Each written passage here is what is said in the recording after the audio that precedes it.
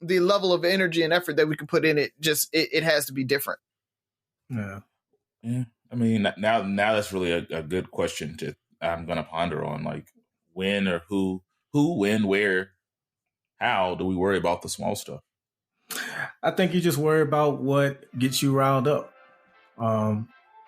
what gets you passionate, because you got to have a certain level of passion to fight injustices and things like that. So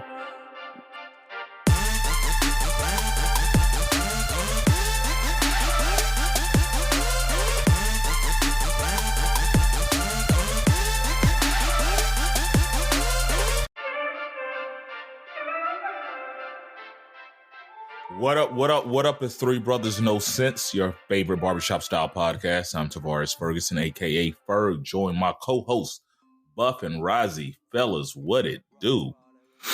I voted for Obama.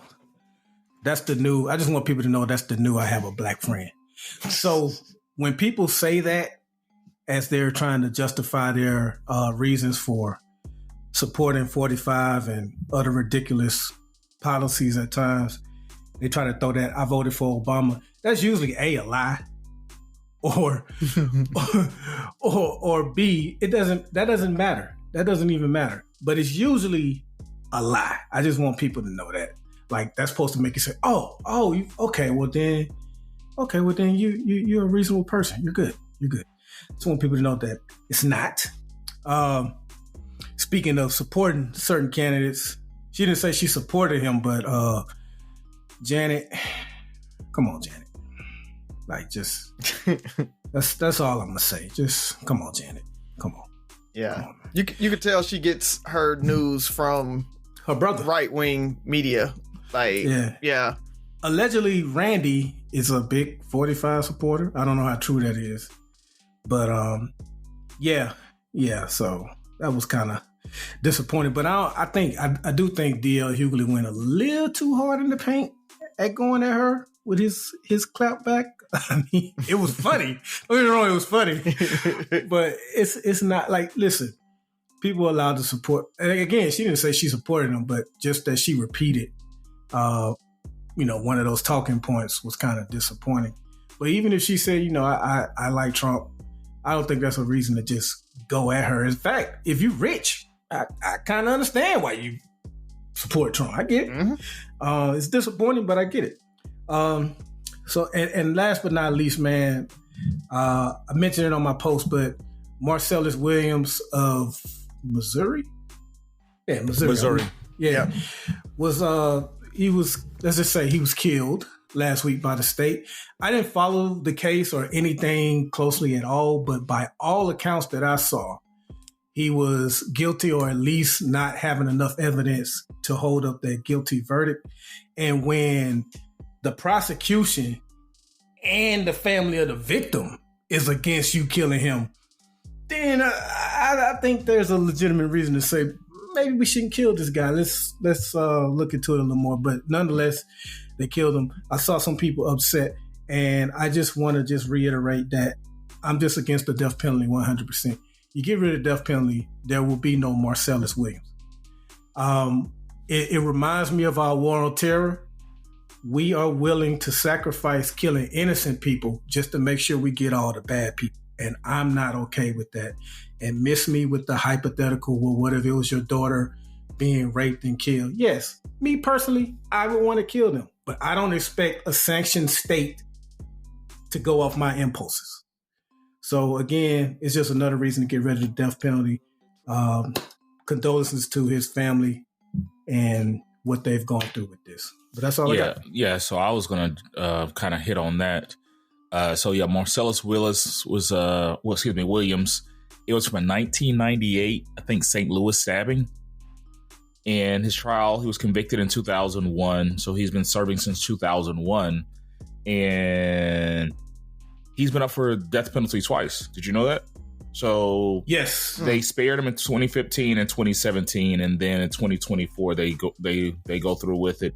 It was actually it's just sad, right? It's the fact that there was, you said the family and other supporters were like, there was an outpouring of support from like legal groups and lawmakers basically saying, yeah, this is not right. There were some racial bias discrepancies with selecting the jury. There was some DNA evidence that this didn't match up. It was just too much saying, you know what? We might have messed up, but instead of fixing it, they like they said, they executed it. So Missouri has been on that tip. I believe that's the same state that they had one guy that was just released about a month ago, and his release was actually delayed by like 2 weeks because the DA, maybe it was the Attorney General, overruled a judge and was like, no, he needs to stay in there. So they don't care what the evidence says. Once you're in prison, they want you to stay there. Once you're sentenced to death, they want you to meet that fate. So Missouri been kind of wilding out lately. Does it affect the judges, or does it affect like their records or something? Like, well, I know. So like, it people like to seem tough on crime, and so it's an election year for that particular. I know in the case that I'm talking about, not Marcellus Williams, but in the case I'm talking about, election coming up, and he wants to seem tough on crime, and we're not letting anybody free. So how it reflects on the judge, I'm not sure. Okay. Yeah, because they don't want that talking point that they're using against Kamala right now, right? With the whole she let somebody out and he went on to kill 2 other people, and now they've got the whole line that she was soft on crime and she let people out. What was the commercial the H.W. Bush campaign ran against? I think it was not Walter. Was it Walter Mondale? Where they let somebody, Willie, he was in Massachusetts. They let him out on a weekend program, and they tried to make it seem like he killed somebody. They miscommunicated the facts, but it was that exact thing that he's willing to let killers out. Yeah. It's crazy, man, that they take a snippet and go off on all kind of tangents on these ads. We were watching the Alabama game, and they had a bunch of Trump, commercials, and it was one that they have where Kamala is talking about transgender healthcare in prison systems, and they take it and they say, oh, well, she was saying that the government should pay for transitions and surgeries and all that kind of stuff. It was the government. It was taxpayers. So they taxpayers were paying for transgender, and it's like that's not what she was talking about. That's not the context that it was in. She was on a panel talking to LGBTQ people. And they asked about that, and she was talking about, hey, if there's a trans person that came into the system and they were, say, taking meds to continue to transition or stay transitioned, then the system should continue to give them their meds. That makes sense. But when you take it out of context and you only get the little snippet of it, then it makes it seem so bad. And I hate that all the misleading that happens on both sides. I'm not even gonna say only one side does it, right? They take Trump snippets and they take it out of context as well. But it just happens a lot more on the right. And it was Willie Horton and it was H.W. Bush who used it against the caucus, not Mondale. I remember that now. Yep. I do remember that. So that's all you got, Buff? I want to start with karma. I'm have a theme of karma in my opening today.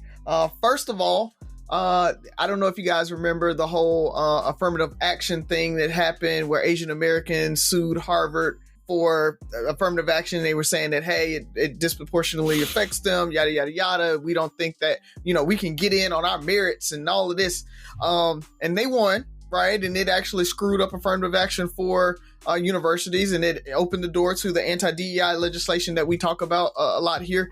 But karma's a bitch, and that same group of students, or that same group, is now looking at Yale, Princeton, and Duke because Asian American attendance or admissions are down dramatically at those schools, and they're like, why is it?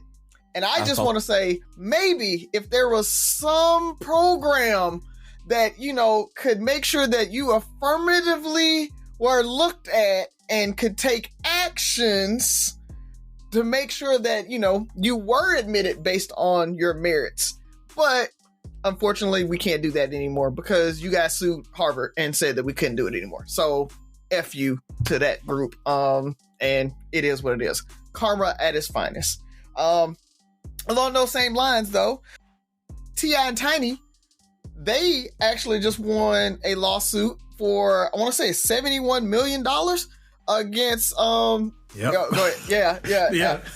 So, because of, what was it? Copyright infringement or trademark infringement on their OMG girls. And so again, karma, we talk about cultural appropriation. We talk about taking our internet, our IPs and our ideas and then just kind of copying them and thinking it's okay. And so shout out to T.I. and Tiny for that. I will say, Tiny, you didn't do that for the city. Thank you. That's what I was going to say. For the city and the culture. He did it for you.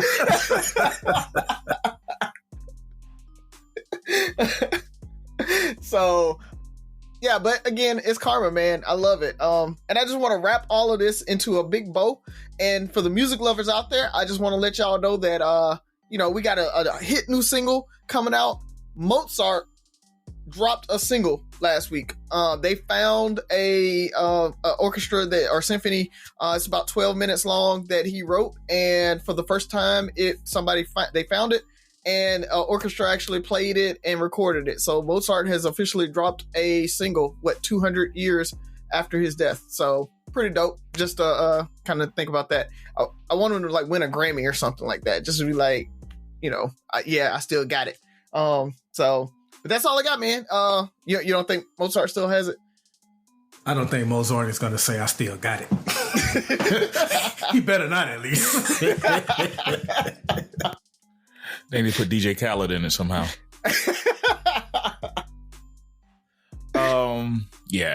Karma is a bit. Buff, I actually want to kind of go back to what you were talking about with execution. So this, I think, was if I remember correctly, like a record-breaking week in U.S. history with executions. If I remember, memory serves me correct, I think there were a total of 5 executions this week. Something like that, yeah. Yeah, so I think that was the most since 1976 when they started recording it. But that's pretty crazy, that 5 executions. And when you look at it, I think 35 states don't allow executions. So it was only really 15 states remaining that... it's 27 states that allow execution. That do? Yeah. Okay. Three of them have governors that have temporarily barred them, but it's 27. Okay. Well, I know Florida and Texas are the kind of the... Oh, yeah. Hold my beer of the execution. Oh, yeah. So it's just crazy. And it makes me think... we recently had one in Alabama, where a young brother named Alan Miller executed in Alabama with a new nitrogen gas method. So it's not only are we not outlawing it, we're finding new ways to do it. So I'm with you. I initially had mixed emotions about the death penalty, but the more I hear of these cases that just don't add up and people are literally fighting for their lives, it's not even fighting to prove their innocence. It's just fighting for their lives, that I just can't support it. So that was one. And also a story, I was listening to the Washington Post, and they were talking about, as we get older and we have so many people dealing with, heart disease, cancer, all these things, and a lot of us linked to food, there's this push to put front of the label warnings on food. Have you guys kind of heard about that? Warning labels? A lot of countries currently do that. Yeah, I mean, it just depends on what warning labels. We have some warning labels, right? Poison, those types of things on things, but not on food. We're talking about on ultra processed food. So one of the things in the FDA was working with the Biden-Harris administration on front and package labeling to help better understand or more easily understand the dangers of some of these foods that might be high sodium, high in trans fat, high in those things where it's kind of put right on the package. Almost, I know in certain countries, they're almost like considered a stop sign. So think of it similar to cigarette warning labels. And somebody who worked for a cigarette company many moons ago, and I've traveled in noticing that we think we have warning labels on our cigarettes. When you travel to other countries and you look at it, it basically on the front of the label, almost as big as the name, will say, hey, this causes cancer. Are we doing enough? And I think part of it is with cancer, obesity, and a lot of the illnesses that we're beginning to see more and more, and a lot of it being linked to ultra processed food, thinking it said, kind of saying, hey, do we want people to, without a doubt, know how dangerous this food is or potential this food is? Because I remember when I worked for Philip Morris, when people would literally almost attack me saying, how do you work for a cigarette company? And I always said, it's a decision, it's an adult decision that people are well informed about. It's the fact that as a kid, we all knew that cigarettes were dangerous. And there's literally a label, and I'm not making an excuse for it. I'm just saying that was my thought process. But I also having a background in biology and doing research, saying there's so many things out there that we're putting in our body daily. When you're looking at some of these artificial sweeteners and some of these colorings and things they're putting in regular food, ultra processed food, and some preservatives that are potentially, and research has shown, can be just as dangerous, but we're not talking about those and there's no warning on those. How do we feel? So I'm saying, hey, at least you know this is dangerous. You're giving your kid this Coke Zero or Diet Coke, and there's studies that they're looking at that saying how dangerous are these to us. So I'm kind of for it. Maybe it's, when it's in your face and people are still going to do what they do. But I think the few people it might help that when they look at it, because I don't know if you guys look at warning labels or you turn around. I know Z does it sometimes. She'll pick up a package and look at the back of the thing and say, we're not going to get this. This is too much sodium or this is too much sugar and stuff like that. When it just says 700 grams of sugar on the front of the package, which is 4 times more than your daily amount. Just throwing out numbers. I don't know what the daily amount of sugar is because I think that was part of the things people don't know. That's because the sugar lobby has fought the WHO and have prevented them from putting what your daily amount is. Everything else on labels tells you the daily amount percentage-wise, except for sugar. It'll tell you how many grams are in there, but you won't see the percentage of how much it is. And it was funny because I'm like, I don't even know what the daily amount is. Yeah. And that's the thing is, in the interview, they had a nutritionist. And she was saying, she looks at some of these packages and she was from another country, said, sometimes coming, she's like, I have to do it. Like, it doesn't make sense for me. It's like somebody who does this for a living. I know somebody who's just randomly looking at her, a mother in the store going through buying stuff for her kids, doesn't have enough time or probably enough knowledge to sit there and do the math and the calculations and percent of body weight and all this stuff, like to understand what that necessary amount is.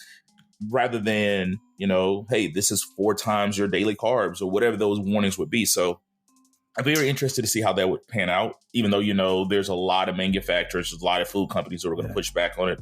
But FDA is entertaining it. Listen, they went lobbyists. I don't know if you guys remember, Michelle Obama had this campaign called Let's Move. And it was about eating right and exercise. When it finally got implemented, it was just about exercise. They got in her ass to where they was like, hey, don't be attacking how much sugar is in our foods and stuff like that. And it went away from how you're supposed to eat to let's just move. Let's move and let's exercise. They're a powerful, powerful lobby, man. I encourage everybody, since you brought it up first, I encourage everybody to watch this documentary called Fed Up. It's very, very insightful. Because sugar has like over 60-something names too. So when you look at ingredients, don't just look for sugar. Anything with lose in it, sucralose, fructose, all that. Yeah, sucrose, fructose, yes. Yeah, it's all sugar. And then even some of these artificial sweeteners are potentially just as bad, right? So it should be a scheduled drug. Sugar should be a scheduled drug. And it could be. They say it. And Tabitha looked at me like I was crazy when I said, I'm like, no. She was like, but nobody's killing each other over sugar. I'm like, that's because it's legal. That's the only difference. It's legal. Yeah. But they have given sugar to rats and tested and did a test on the addictiveness to sugar versus cocaine and heroin is about the same. It's like the same test results. It should be a scheduled drug. I fall victim to that. I think, being honest, it's when it's not in your face, you don't think about it as much.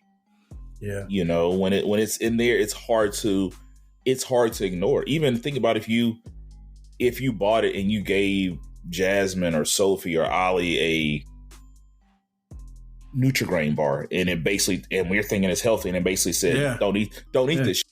Maybe you're okay with it, but what about your kids telling you, yeah, Daddy, I'm good on this? Because that's what happened with cigarettes, right? Like the older generation was still smoking, and kids were looking at it like, I don't know, that causes cancer. And then they start seeing all of it, right?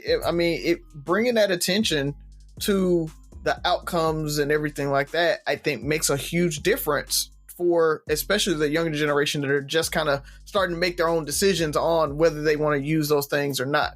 Now the thing about tobacco products, there is a tax on it. It's an excise tax on it. And there's a federal tax and usually a state tax. It's actually a huge crime where people are transporting cigarettes and tobacco products across state lines to one state that has lower tax, like New York and stuff.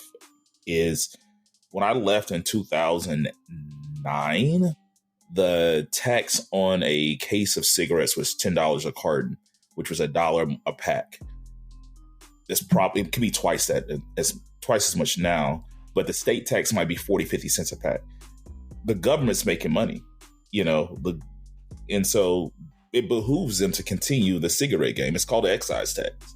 And it's like, hey, you don't have to smoke cigarettes. If you're going to do it, you're going to pay this. You're going to pay for it. Mm-hmm. Could they do the same thing?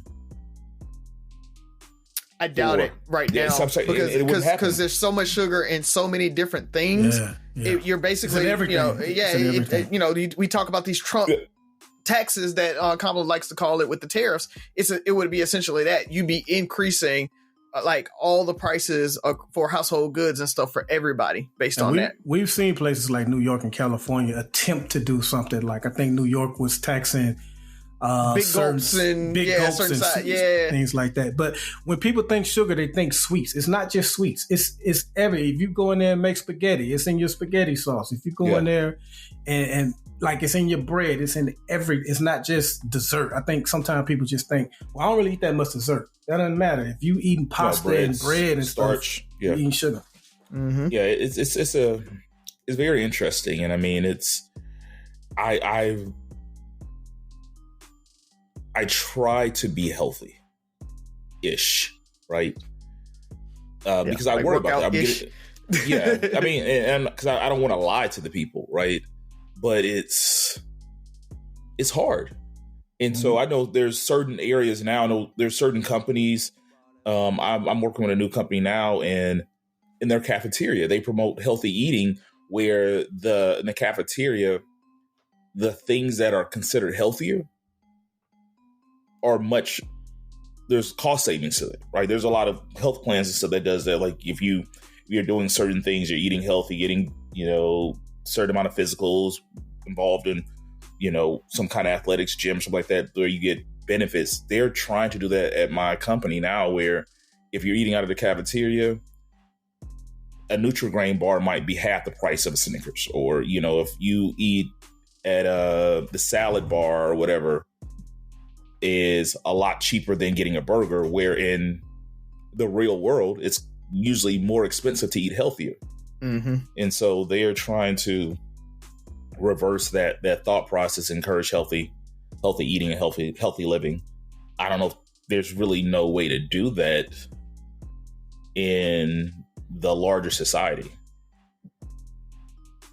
Like you say, there's a way. It's just, it's going to be hard and people aren't going to like it, right? Like that, there's going to be that change to your point of, now I got to pay an extra $1 for my burgers, and I really don't want to eat this salad. So all I see is I'm paying an extra $1 for the burger, right? And so there's that paying that change would cause, and you have to have society ready or wanting to do that versus, and that's the art of politics anyway, right? Kicking the can down the road until it becomes politically popular.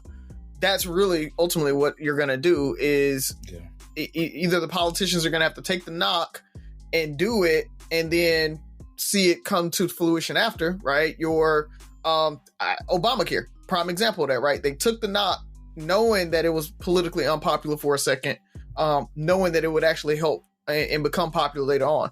You can either do that or you just got to wait and kick the can until enough people say, yep, we want it, and I'm not going to lose an election because I did it. Those are the only two choices for it. Well, my bad. I got us derailed, but that was a very interesting topic when I was listening to it. It was probably like a 20-minute interview. And it was just, when I sat down and thought about it, it was, obesity is just definitely up. It's, can't, like, all these health things we're seeing now that weren't as prevalent. I know more people have more access to healthcare, and so people are getting diagnosis and things earlier on and stuff, but it's just, what is the solution? So let's keep the party going. Is Sophia around? She's not. She's hanging out with her cousin, so y'all got me, but I think I got a pretty good one today. Let's see. So I got a priest, a pastor, and a rabbit walk into a blood donation clinic. The nurse asked the priest, "Hey, what's your blood type?" He's like A+. He's like, the pastor, "What's your blood type?" B+. And then she asked the rabbit, she's like, "What's yours?" He's like, "I'm probably a typo." Not bad. Because I actually was going to say, did you mean a rabbi? Rabbi, yeah. Yeah, so it's not bad. It's not bad at all. Yeah. Look at Razi pinch hitting for Sophie. Alrighty, so let's go ahead and jump into it. Who has a question for us? I have one, but Razi, if you got one, you can take it. Or I can. Just to kind of start the juices flowing. It might be short because we probably all have the same opinion. But I want to go local today and bring up a post by one of my most beloved old teachers, right? In Sherry Dillahay. So Miss Dillahay, she posted in one of the groups on Facebook. I don't think that's her name anymore. You can't call her. Oh, McDade. I'm sorry, Sherry McDade. Is that it? Is Dillahay McDade or McBride? Some. Either way, anyway, her. So she posted it. It ain't about her anyway. It's about the post.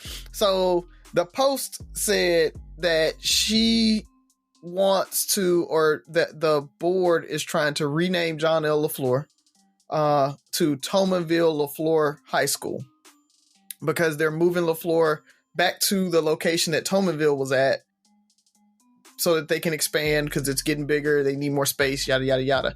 And so the address will change from Donald Street to St. Stephen's Road.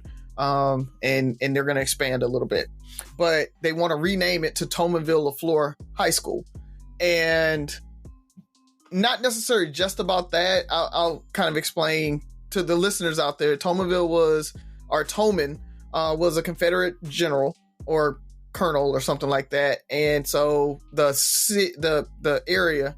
So anyway, Ferg had made a stop for a second to make sure and confirm. But yes, so Tomanville is an area in Mobile that is named after a Confederate state colonel, Theophilus Toman.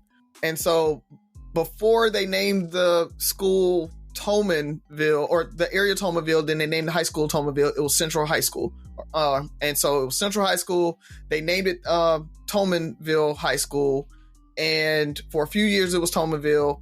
Again, he was a Confederate officer. And then John L. LaFleur, which was a civil rights activist, they renamed the high school John L. LaFleur. So for over 40 years, the name has been John L. LaFleur. And so now there's this push to rename the school and, I guess, honor the people that came through the high school as Tomanville and rename the school to Tomanville LaFleur High School. So real quick on that, I wanted you guys' opinions, but ultimately just this bigger idea of naming using Confederate officers or Confederate names to name things. The Army just changed a lot of their military installations based off of that exact same thing. They changed it from Confederate officers to kind of Fort Liberty or whatever there, right? And do you guys see a push to go back and rename or put those Confederate officers' titles back on those buildings, and just how you feel about that? So that's ultimately. So I wanted to go a little bit bigger than just this one, but I do want your opinions on should we rename LaFleur? I don't see a push, and I kind of don't care if they change the name. Really? Yeah. So you'd be cool with Tomanville just being up there, that Confederate general or colonel? I mean, Tomanville is the city. I mean, are we changing the name of the city? Like, we call it Tomanville? Ain't nobody thinking about no The Office or whatever his name was when we say T-ville.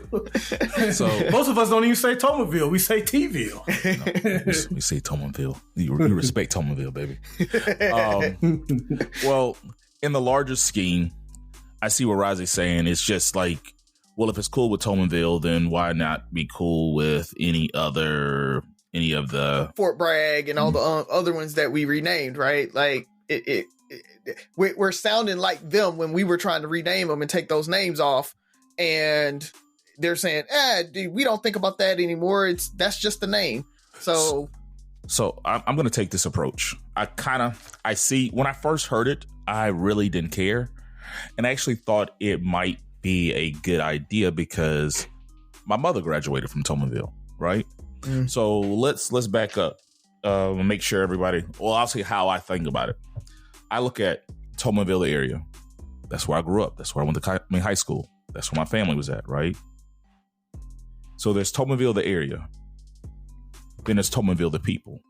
So like I just said, my mother and my family, her siblings graduated from Tomanville, right? Then there's Colonel Toman the person. So does one of those supersede the other?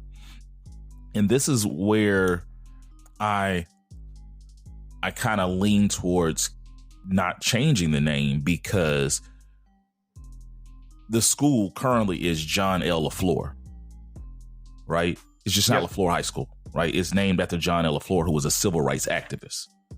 And so to say, hey, we're going to take his name off and merge it with this Confederate colonel's name just for the sake of saking, then I feel like we discredit his work and what he's done and what John L. LaFleur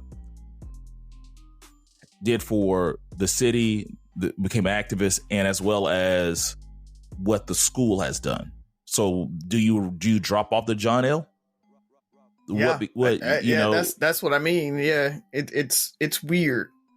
And so when I first heard it, I thought it was a good idea, but I can see how some people are upset, but also can see how some people feel like left out.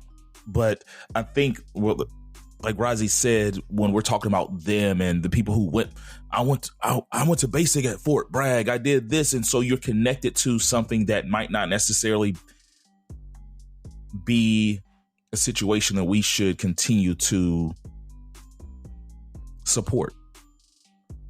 Tomanville, the graduates of Tomanville are a part of Mobile history. They are a part of Tomanville history. They are a part of LaFleur history. They will always be honored when we do our all class. We recognize the Tomanville classes. We recognize the LaFleur classes. I was wondering, is that who's pushing this, or is it just Delahaye on her own? I don't know. Yeah, I don't know. I think it is like the Tomanville classes, right, are getting together and they're making the push with the board, or I don't even know who would have naming rights, right? Probably the school board on there. They're pushing the school board to make that change, which Delahaye or McDade, Miss McDade, she sits on, I think she's a school board member or something, right? Yeah. So she probably is presenting it because that's the idea that's being there, and she as a representative, but that it's still it's those Tomanville folks that are pushing. I don't think there's a right or wrong answer, right? I think that it is I can see being a graduate of Tomanville and saying I want my legacy to be part of the overall Tomanville LaFleur legacy, not to be forgotten. Especially if they're moving the school back to where Tomanville was. I get that. Yeah. So we're going back to it, but it's at a certain point, where do we say we have to stop supporting things and just move forward? It's going to hurt some people, but hopefully the school's around for years to come, and we have to kind of focus on those people. Yeah. We have to focus on, they shouldn't be associated. We shouldn't disrespect the legacy of John L. We should continue to move forward. We should still always acknowledge, and maybe we can name the gym or the field or something after him, or Tomanville Field or whatever, the Tomanville Field House, whatever. From the Confederate Generals. The Tomanville Field House for Field Negroes. But if it's going to be called Tomanville LaFleur, isn't it essentially going to be called Tomanville John L. LaFleur? I wouldn't see that. I mean, I wouldn't think, because then you would have both names. Because it was never just LaFleur; it was John L. LaFleur. So wouldn't it be just, if they're combining, then combining is Tomanville John L. LaFleur?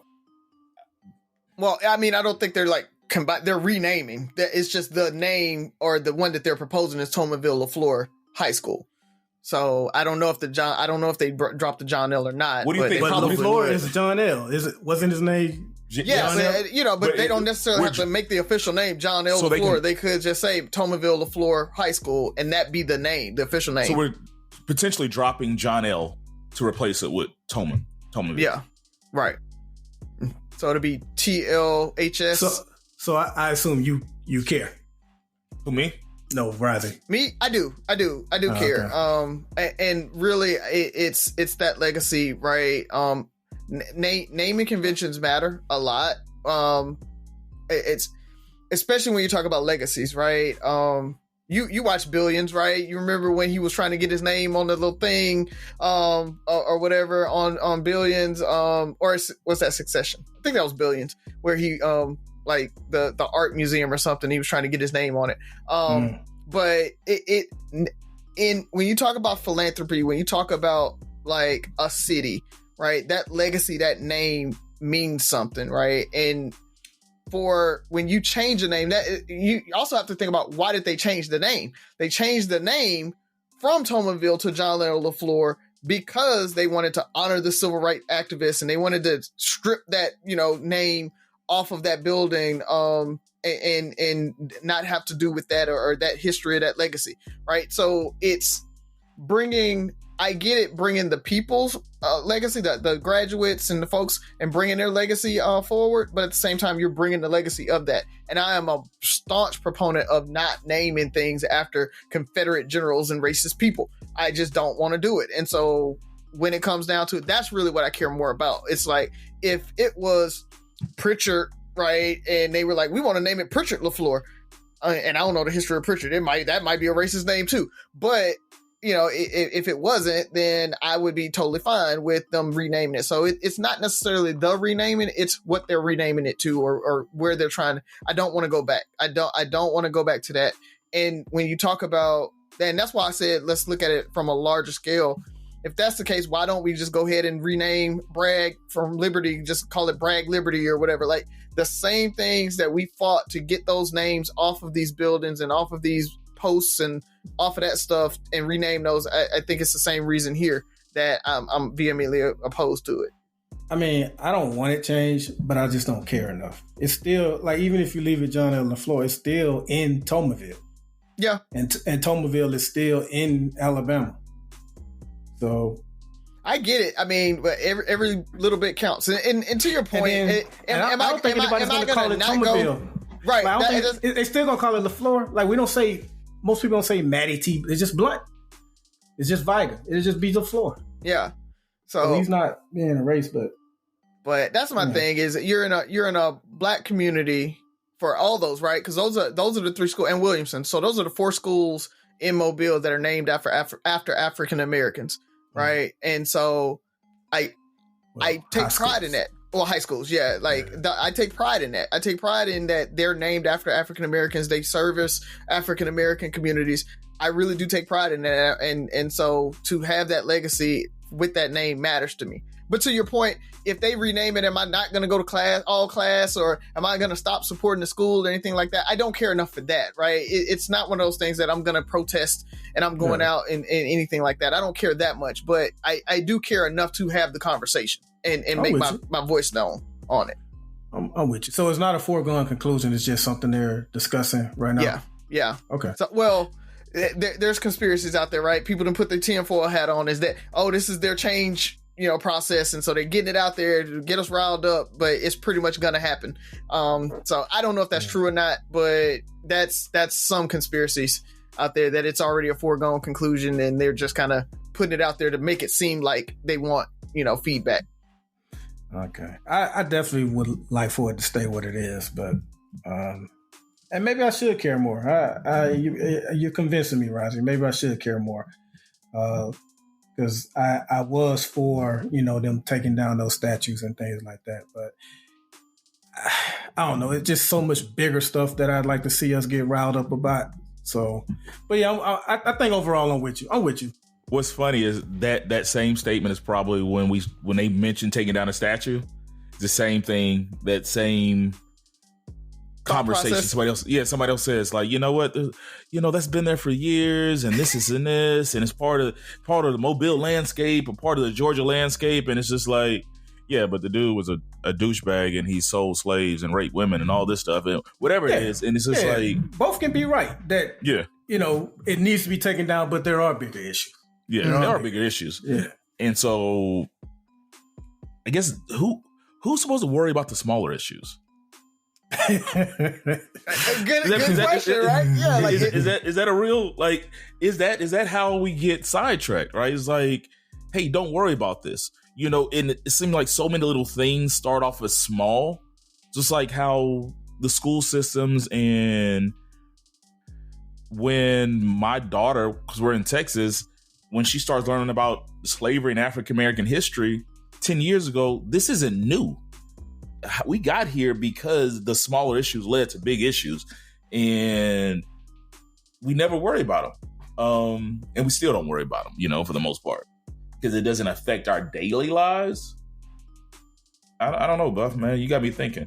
Yeah, that's a really good question though, about the who worries about the little stuff, because that whole there's bigger issues or bigger fish to fry is 100% like a hotel type of issue, right? I can't be outraged about LaFleur because kids are getting abducted or whatever. It's the thing where, like, yeah, there's bigger issues here and there, but to your point, we got to think about the little stuff too, like the things that you grew up and that you are associated with. I think you should care whether it's small or big. I think the amount of energy you put into it may be different, right? I think that's really where it is. To your point, we're going to talk about it. I raised my hand. I said I didn't like it. I think that's as much energy as I can put into that one. It's not big enough that I'm going to be down there. Like I said, I'm not going down to the school board meeting and I'm going to be like, this is some bullshit. Like, I'm not there's not enough energy for that. With that, right? It's not big enough for that. So I think that's what it is. It's like we worry about the small stuff, but the level of energy and effort that we can put in it, just it has to be different. Yeah. I mean, now that's really a good question I'm gonna ponder on, like, when or who, when, where, how do we worry about the small stuff? I think you just worry about what gets you riled up. What gets you passionate, because you got to have a certain level of passion to fight injustices and things like that. So, you guys made some great points, and I'm sure that, like, the same thing was said about Rosa Parks. Like, it was people saying, why does she care where we sit on the bus? At least we sitting on the bus. Like, it's people getting hung still. It's people still getting killed. She worried about where she sit at on the bus. Nobody care about that. So, again, both things can be true, that there will always be a bigger issue. But if that's what gets you right, like, I'm not knocking anybody that's upset about it. It's just, for me, when I read it, and, like, I'm not on Facebook like that anymore. So it wasn't until I saw, like, Sherman's post that I was like, oh, this is a thing. but it didn't rile me up enough. So, but more power to the people that it did. Mm-hmm. I wasn't talking about this in particular. I'm just thinking about how many small victories or the small stuff leads to bigger victories, and sometimes control what you can control. And maybe these are items, and probably not, but maybe these are items that people can control, like the local people who are riled up, like you said, Buff, can actually make the decision. And people like the three of us who are on the verge of caring to not caring, we're fine with the decision. I was the same way. I'm saying like, oh yeah, that's cool, yeah. And then when I start seeing the comments and then the repost and the back and forth, I'm like, Razi, missing something. Well, Razi kind of educated me too, because I had no idea who Doofus Tomerville was. I'm gonna keep messing his name up. I had no idea who he was. I just knew that it's in Tomerville, so I'm like, oh, okay. The old school used to be Tomerville, so they combined it. Yeah. So Razi educated me. So I get why people care. It just didn't. I didn't read it and say, how dare they? Right. Because without that history behind it, it doesn't matter. And then also it takes away from that civil rights activist, right, as well. Also the uninformed, because this happens a lot in any big or small issues. The uninformed are making decisions based off of the limited information or the lack of information they have. So if you take somebody who maybe went in Tomerville, right, and they don't know that the history behind it or anything like that, they just know I went to Tomerville. I stayed in Tomerville. I didn't think about staying in the city or area, town that was named after this guy. You just go through life. I knew who John L. LaFleur was, but I didn't, John, you really don't think about it on a day-to-day basis. So how many people are uninformed that are supporting a decision like this or any decision? And we see it all the time. We see it in the current presidential election where they think they know the facts. And so they're going into it. And it's a similar thing. So to put this in a pretty bow, knowledge is power. And at least make an informed decision before you give it energy, don't give it energy, Yep. If not, they just be okay with the decision that the masses make. All right, Buff, give us one last one. Very thought-provoking question, Razi. As you guys know, or maybe you don't know, this administration has been a bit adversarial to the media and social media companies. Not as much so as the 45 administration, but in addition to putting pressure on Meta and Twitter to not allow people to post, I guess, disinformation about COVID. One of their main thorns has been they've criticized the media for not, in a sense, championing some of their accomplishments. They feel like the media hasn't done a great job of, letting the public know things that they've passed that are beneficial to the country. So my question to y'all is it the role of the media to champion a presidential administration's accomplishments and policies that they passed? Is that their role? No, not at all. Just because I think the media should take an unbiased approach to any political aspect. And that is the role of the politicians, their media team, their publicists. Like that's what they're making big money for. Like they have to find a way to get this out. Because good, bad, or indifferent, that's what they need to do. Now, on the flip side, bad news and drama sell, so they might not report all the good stuff, but they're damn sure gonna report the bad because that's what gets the ratings. So if you know this, we all know this. I think we can all agree to this. Then that's your job. Would it be nice for them to do it? Yeah. But what if they just support the other person and they're going to report all the nice stuff they do? Like it should be a very non-biased. It's here are the facts. Here's what's going on. If you want us to know more, if you want the public to know more, you need to, that's on you to put it out there. I don't think the media is, does the media block any of their successes? We ain't gonna put that out there. I ain't gonna say they block it. They probably just the White House probably feels like they either don't mention it enough or mention it at all as they should. I mean, that's just like anybody else. Like you know, you do something nice for Tabitha. You know, she wants. She ain't making enough Facebook posts. She ain't do. You know, like yeah. Is that the reason you did it? Is right. Yeah, it's on you. You know, to get it out there and make sure that you do it properly, or hire a publicist. Yeah, you know, White like House correspondents. That's what they do. That's what they have a job. They have a publicist, right? They have a media team, and to your point, they should be getting it out. I think as long as the media isn't suppressing the news, I think that's the media's responsibility, is to get it out there, right? Mm-hmm. To say, hey, Joe Biden signed this, and it's up to his press team, his PR team, his surrogates. You know, the Democrats as a whole, when they get out on doing these interviews and stuff like that, to be touting it. And I think that's where the news cycle is not as important as social media is and things like that. So when you talk about it, I think they don't want to spend the money for it, right? They don't want to put those ads and create ads for their accomplishments and put it on social media so that somebody, as they're scrolling, can see that they did this thing, right? That's where I think just times have changed. Media and news media and everything, they're going to report that it happened. And until you see some significant fallout or changes, they're not going to talk about it again. They're not going to keep mentioning that Joe Biden signed a bill 6 months ago because it's old news, unless something is happening from it, right? So that's, again, going back to your PR team, right? Your PR team has to be able to get those metrics and be like, Joe Biden signed this on this date 6 months ago, and here's the results of it and everything. And I'm sure you do a press release on that. That'll make the news. That'll make the run, right? Oh, look, these things have changed based on what Joe Biden did. That is your PR team and your media team's job, right? And either they're not doing their job well enough, or it's the cycle's too fast, and so they have to constantly do it and do new things. I think that's another part of it, is that they have to keep it top of mind, and it just, because of the nature of national politics, something as big that the president signing isn't going to have this constant churn. It's going to be 6 months, 8 months before something actually happens and you get results from it.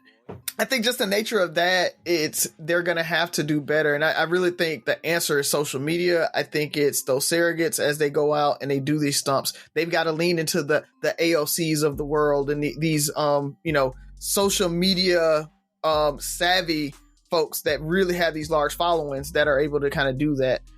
Because I follow the White House, and I don't even get like really a lot of updates on the White House on my social media feed. So that lets you know they're not even doing it really well from their own social media feeds, let alone putting it out on the media and everything. So I think it's on them. I don't think it's on the media. I think great answers. I think we have to really view the media as another TV show, really. And that it may have some information here or there, but at the end of the day, they're about the ratings, and they're about, pleasing their advertisers and things like that. And they have a bottom line. News, I don't think news was ever meant to be 24/7 like cable news is. Mm-hmm. And so now you get where the administration is right in the sense that they don't put out, every victory, everything that they accomplish. And then on the flip side, I know how many times Biden has forgotten somebody's name or that he's dozed off. They'll play that over and over because that's what grabs attention. That's what grabs eyeballs. The way legislation is passed and everything like that, it can be a little tedious at times. It can be a little too detail oriented to where you can't explain it in a soundbite. And when you can't explain something in a soundbite, they feel like that's not interesting to people. And so they move on to something that can be a soundbite. It's funny to watch, to some people, to watch the president doze off at something. It's funny to watch Trump say this crazy thing or whatever like that. But they laughed when Bush got the shoe thrown at him. So let's not. Exactly. That was news. Quick reflexes by him. He throws both of them joints. But yeah, man. So, and we also got to realize that, especially with the cable news, they have core audiences that they are catering to. Fox News, OWN, Newsmax, they're going to cater to right-wing, conservative type of viewers. So when you have a Democratic administration, they're definitely not going to champion a lot of their accomplishments. Hell, like Razi said, they're going to even suppress some of it. On the flip side, you got MSNBC, CNN, they HLN, they lean towards the left a little bit. So when Trump is in office, they're going to pick up on the controversial things he says more than, him working with Kim Kardashian to free a black woman in Alabama. So that's what they do. And you just got to realize that they are TV shows. They are no longer the information hubs that we need. And you really have to go seek facts. There's so much misinformation out there about VP Harris, to where I have a coworker that constantly hits me up. Have you heard about this? Have you heard about this? And I have to slap it down like, that's not true. This is what really happened. But, anybody can make a YouTube page now and, splice together little videos, and all of a sudden, that's where people are getting their facts from. Facts now are subjective. To your point, I mean, I think Razi and I were adamant maybe a week or two ago about the Trump comment on the Oprah show, right? That was one of those things that we all knew was true, knew to be true. And come to find out, and I think I've seen more in the last couple of weeks that has really kind of, well, I mean, it's been debunked, but like there's been a bigger effort to debunk it. And that's the world we live in. And another thing, you really kind of hit on the news channels and stations. It is almost dangerous for them to have opinions.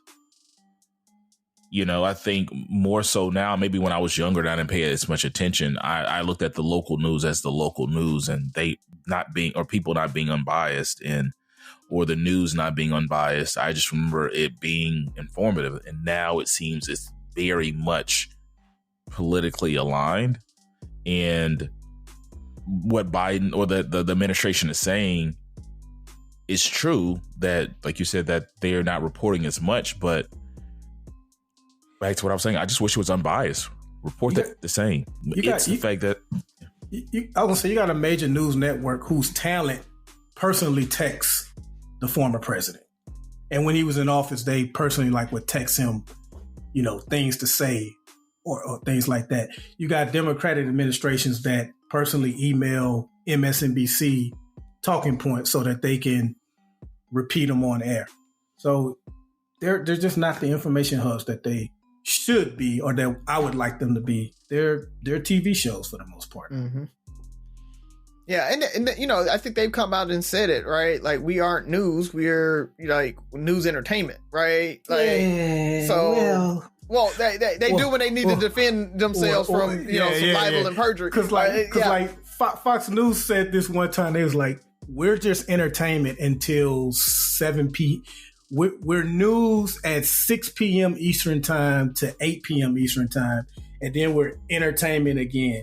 But the problem with that is that their news section would repeat what the entertainment section said and report it as news. So you would have Glenn Beck come on and say something ridiculous, and then when Brett Baer, who's supposed to be their news person, will come on there, he would say, if Glenn Beck said, hey, Obama's racist, Brett Baer comes on, who's the news, and says, some people are saying Obama is racist.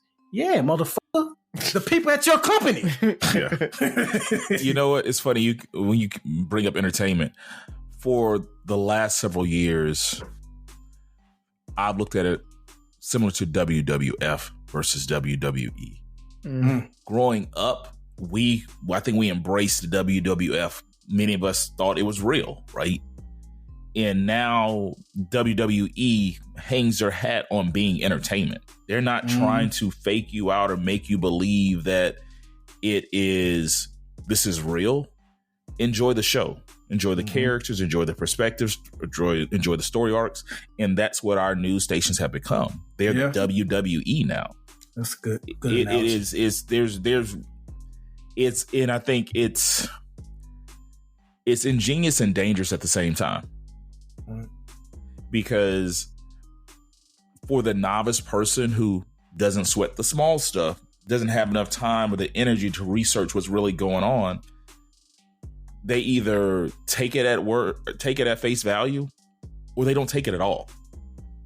I think more and more people stray away from the news. It's almost generational. Like, I don't want you watch because it's I can't trust it, right? And they're getting it from the social media clips, which is, to your point, Buff. It's anybody with a podcast, right, can jump on and just say whatever they want, throw it out there, and now that's the news and that's the facts. They're like actually having people that vet and watch and look for what the truth is, right? I need a second source before I say something. I'm not saying it from a single source or anything like that. Like, just all of that makes a difference. And then my second source can't be quoting the first source, right? Like that doesn't make it a second source because two people said it. But I think all of that makes a huge difference in where we're going as a country.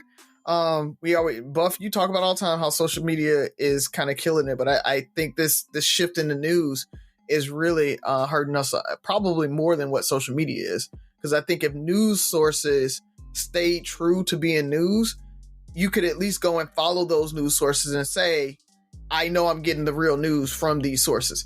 Now you still can't do that. I can't go and follow Fox or MSNBC or anybody and know that I'm getting the true facts without spin, without all of that. Just give me the facts. That's why I said it's ingenious, because the news sources are using social media to spread the rhetoric.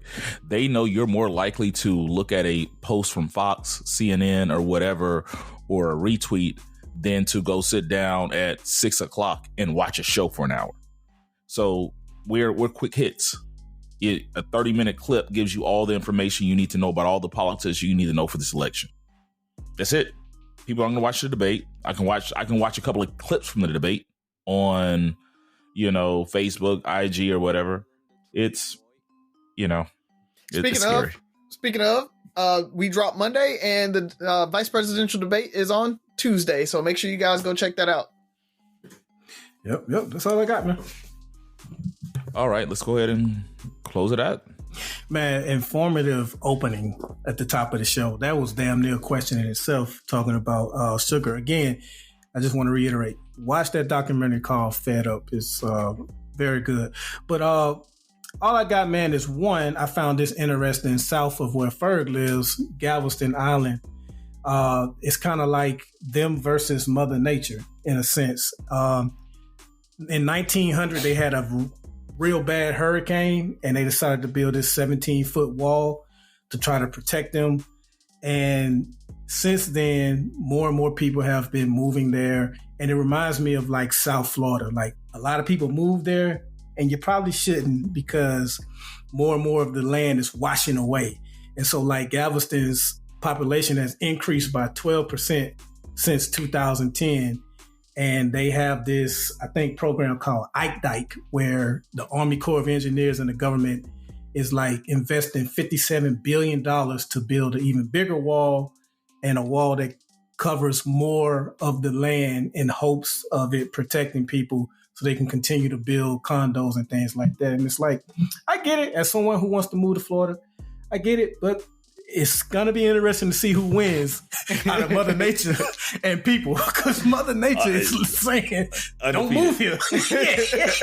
And people's like, man, we'll figure something out. So, and if you've never been to Galveston, it's not it's not the beach city you want, right? It's cool for a weekend or something, but Galveston ain't it. Yeah. Speaking of Ferg State, the Trump train, this was like, I think, 5 individuals that surrounded a Biden bus in Texas. They surrounded it and intimidated them. And of course, people said they feared for their life, and they were able to take them to court.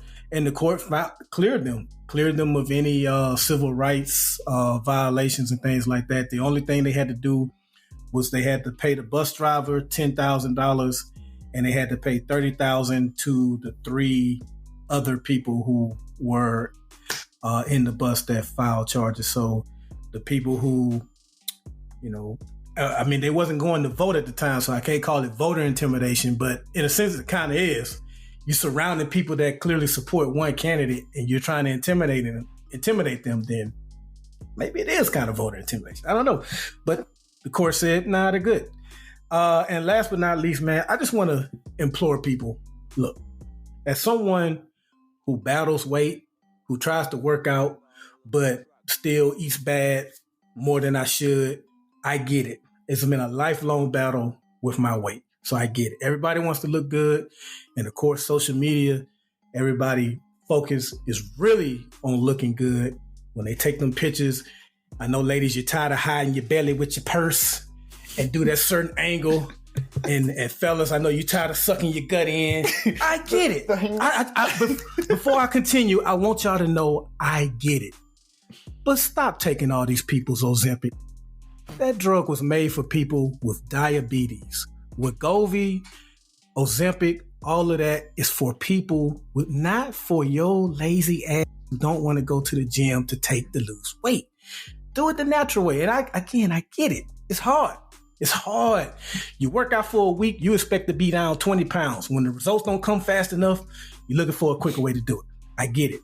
But they are running low on the drug, and there are people whose life depends on it, who are having a hard time finding the drug. So just wanted to put that out there. And also, Ozempic, stop overcharging America, because it takes 89 cents up to $5 for a month's supply to make. And y'all are charging other countries like $30 for a month's supply. And Americans, some are getting charged $969. Now, that's not usually their out-of-pocket expense. It's usually covered by insurance.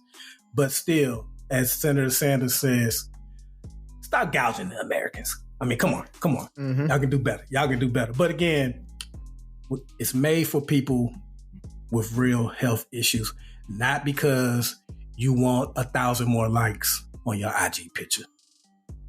That's all I got. But Ozempic likes are important, Buff.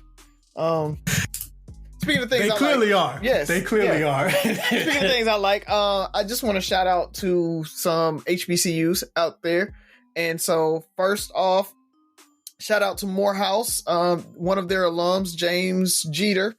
He was named the creative director for Ralph Lauren. So Ralph Lauren has their first Black or person of color creative director. And so if you like Ralph Lauren, Polo, those types of clothes, feel comfortable going and get it, because they got a Black creative director now there. And with that, I want to shout out to Miles College here in Birmingham, Alabama. They were awarded and signed the purchase agreement for Birmingham Southern College. And so Birmingham Southern, I've reported about that a little while ago. They shut down because their board of directors misappropriated a whole bunch of money, and the state didn't want to save them with it. And so the state kind of let them shut down.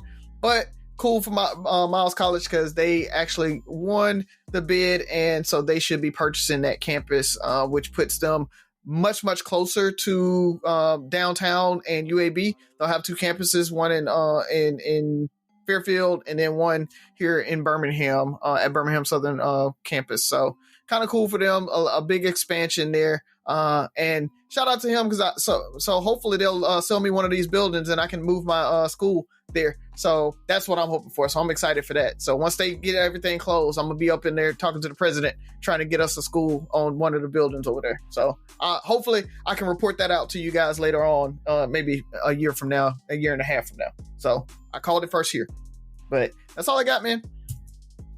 All righty. So this kind of, Razi, your question kind of led me to this. Was want to congratulate Miss Ollie Mae Bird. She was a former Sci-Fair ISD educator who just this past weekend had a dedication ceremony for getting one of the newest schools in Cy-Fair named after her. So my wife actually works with her granddaughter or daughter, I can't remember, but she's met the lady several times. They actually went out to the dedication ceremony. It's actually the newest school in Cy-Fair. It's the one that a couple of our friends' kids go to.